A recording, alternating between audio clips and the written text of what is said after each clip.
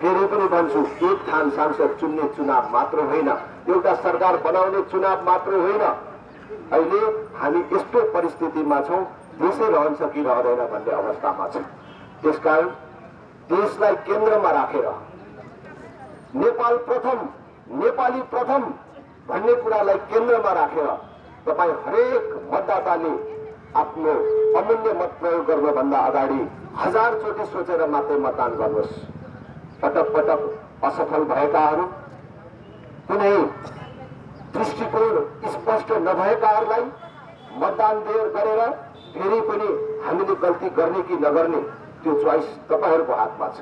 हामी भन्न आएका छौँ, यो देशमा शान्ति, स्थिरता र विकासका लागि तपाईले खोजेको एकमात्र विकल्प, जो विकल्प भन्नुहुन्छ, पुरानाहरू काम लागेनन्, भ्रष्ट भए, बिग्रिए भनेर तपाईले जसरी दोष दिइराख्नु भएको छ र एउटा विकल्प खोजिराख्नु भएको छ, त्यो विकल्प भनेको राप्रपा मात्रै हो। आज राप्रपाले मात्रै अब नयाँ पुराना सबै शक्तिहरूलाई मिलाएर अगाडि जान सक्छ। आज देशमा कुनै समन्वयकारी शक्ति छ, देशलाई केन्द्रमा राखेर कुनै पार्टीले काम गरिराखेको छ भने त्यो राष्ट्रिय प्रजातन्त्र पार्टी मात्रै हो। त्यसैले आगामी संसदमा एउटा बलियो शक्तिको रूपमा राष्ट्रिय प्रजातन्त्र पार्टीको उपस्थिति जरुरी छ।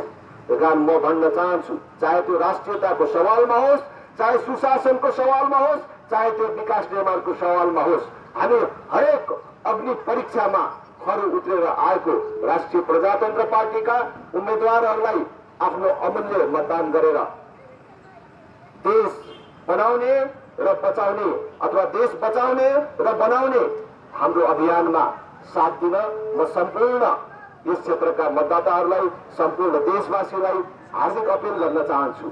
मैले जहाँ जाँदा पनि भनेको छु र यहाँ पनि भन्छु, तपाईले रुखलाई दिएर कांग्रेसका साथीहरू पस्ताउनु भएको होला, सूर्यलाई भोट दिएर एमालेको साथीहरू पस्ताउनु भएको होला, घण्टीलाई भोट दिएर घण्टी पार्टीका साथीहरू पस्ताउनु भएको होला।